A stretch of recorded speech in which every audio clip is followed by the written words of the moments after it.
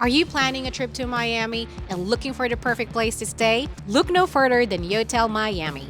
In this vlog, we'll take you on a tour of this trendy hotel and give you an honest review of our experience. When we do hotel reviews, we like to show it at a cleaned up state and also in a more realistic way where it's actually in use. In today's video, we're going to review Yotel in Miami. Let's get started with the exterior of this hotel. Just so you know, Yotel is a budget hotel chain across the globe, but they're not that big, that they're only in about a handful of locations worldwide, and one of them happens to be here in Miami. Outside, you'll see there's nothing really fancy. It's just like a residential building. In fact, it's right next to one, and I think they share amenities. But it is in the CBD, so it is quite easy to get to.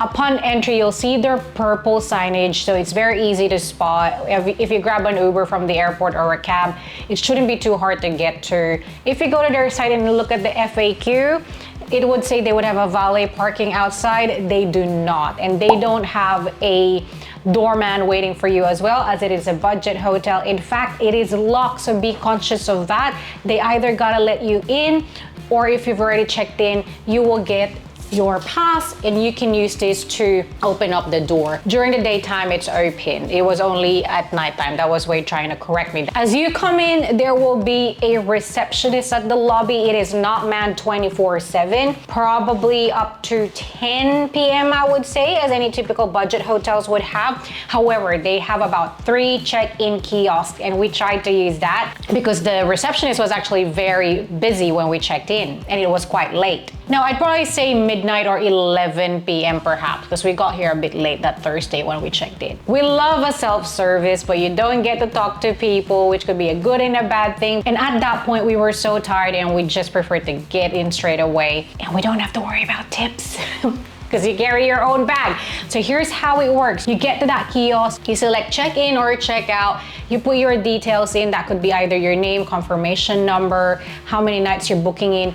These cards will be right there. You just put it on top of something and then it registers your room number. You then get either a text or an email with your room number. So pick one which is active. If you don't have roaming turned on, don't select text. If you don't have your internet turned on, then you gotta get to Wi-Fi. So I picked email, got our room number, went straight up, and then the lift would just have those similar to the office buildings where you select which you're going to and it tells you which lift to go to.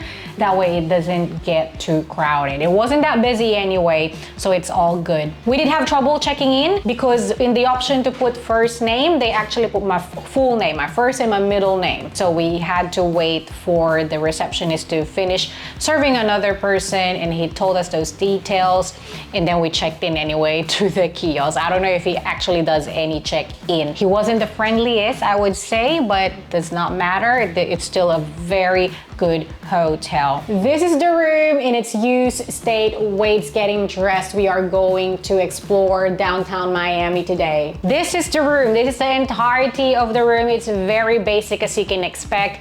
We booked it via Qantas.com. That way I can get some points. I do tend to find the best value when it comes to hotels, and Qantas had pretty much the same price as everyone. So I went for them because might as well get those points. We are in a premium queen room, which comes with a double bed. It does look like a couch, but it isn't actually. We thought it was a couch that turns into a bed, but it actually has the bed legs underneath. It just has that style for some reason, and I don't think you can actually fold it up. But the good thing is it's not 2 single beds stuck to each other, which is always an eek, which is an eek for me. It's got charging ports right here, 2 USBs and 1 US plug, so you do need an adapter. And on Wade's side, there is the desk and a stool where you can sit, do a little bit of work, and it's got a wireless charging as well in there, and it's a cute little lamp. You see there's a full-length mirror. There is a TV with cable on it. I only really watch CNN and NBA whenever I am traveling. Instead of a drawer type closet, a lot of budget hotels now tend to do the open layout like this, where they would just have a railing in there, some metal coat hangers, not too many, but they have both your normal coat hangers and the clip. There's a space for luggage, which actually fits a large luggage, large to medium, every maximum of large, where we have Wade's luggage in there. There's a safe underneath, there's a blow dry, there's an iron and an ironing board, and then comes the toilet section facing me right here, where you've got your sink. There's plenty of space on top of that sink, and there's a fridge in there where your big water bottles would fit. You got your shower and your toilet. The shower is a rain shower and a handheld, and I really like their shower buttons. All you have to do is press if you either want to use the handheld or the rain shower, and the temperature is good, water pressure is good as well. There's a light behind the mirror, which is good when you're trying to pluck eyebrows, do your makeup, pop some pimples. The tissues are 1-ply, very thin, hurts me bum. The pillows are very thin as well. I don't recommend, but it is very clean. You're facing a parking space and another residential building, so you would want those blinds down if you are getting ready. Oh, I forgot to mention that in front where the TV is, there's another counter in there, very narrow though, where you can put a lot of stuff in. I miss you so much and I don't know what to say. The switches for the lights and for the air conditioning are all very easy to use and navigate. They have different settings for the lighting, mood lighting, relaxed lighting, even colored lighting. But when we're in a hotel like this and I'm getting ready, I want all the light that we can use.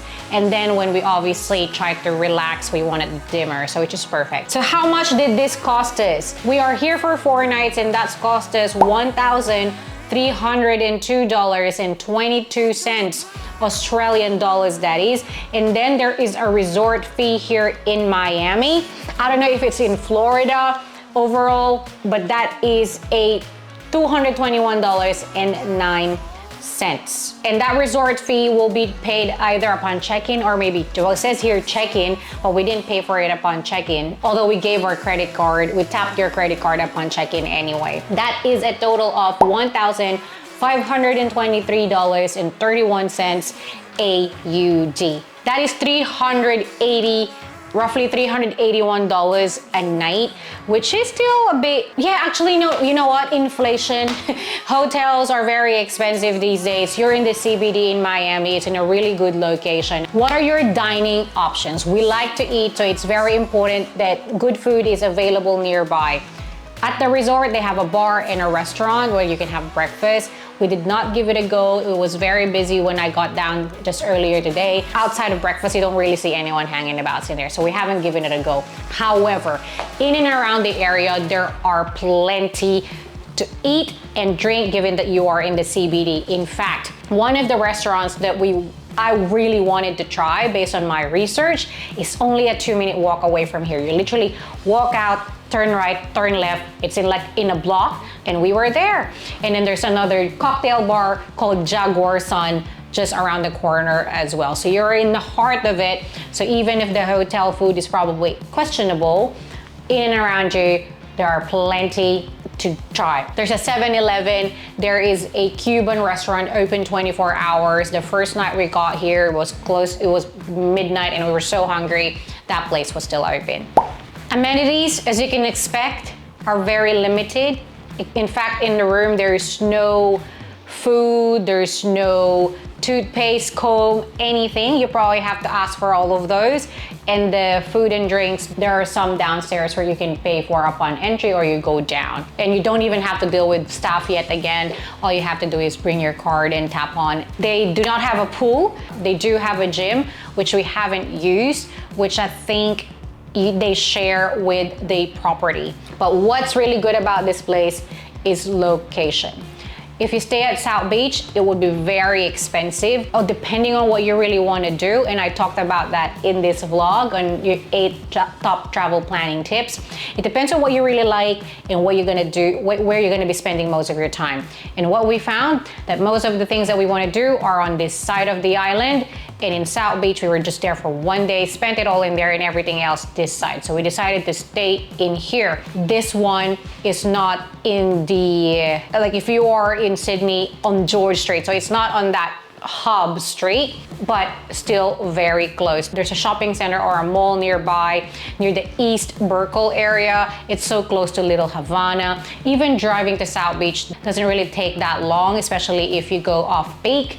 The museums nearby, court if you're watching the NBA, the arena, sorry, is nearby. The river is in around you. There is the monorail, it's nearby. Every time you call an Uber, they're here in about 2 to 4 minutes. So we definitely recommend this location. It's so close to everything and so accessible even by foot. Overall, it's been a good experience. We haven't actually had to deal with any staff. We barely see anyone except at the lobby, but the place has been clean. It's every time we come in, they replenish the toilet paper, refresh the towels, make the bed real nice. They don't touch any of your stuff like in a fancy resort where they would sort of rearrange it in a way, but you can't complain. This is perfect for a young couple, a group of friends, students, because it's really good value. I don't know if it would be good for a family given how tiny it is and there's no amenities, so your kids will get bored. There's no pool, but if you're going out a lot anyway, then that's fine. You could check if they have a bigger room, and if they do, then that could be a good one for families or a adjoining room as well. But based on this room, a premium one we're staying at, obviously too small for more than 2 people. And even if you're just friends, it should be like more of a couple, because that bed is tight. The toilets are sheer, so you can see when someone's taking a 1 or 2 or a shower. So it's definitely built more for couples. Well, I hope this vlog helped you make an informed decision on where to stay here in Miami. Make sure that you like and comment down below, as it helps with the algorithm and will reach more people. It would help us very much. If you enjoyed this video, please do that. Thank you so much. And of course, subscribe as well for more travel videos in our Florida series. We are going to Orlando next and I can't wait. Check out my nails. I have got my Disney nails on and I've got lots of Disney merch. I am so excited to go. Until then, you can watch some of our hotel and resort reviews here around Asia. Thank you for watching. Stay safe. Bye.